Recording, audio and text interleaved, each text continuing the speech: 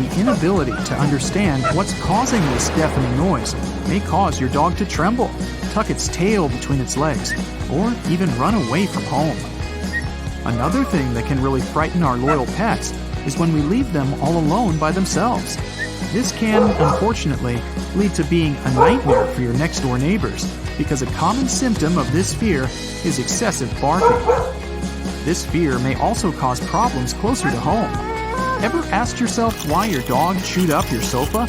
Housebreaking accidents are typical when a dog has separation anxiety.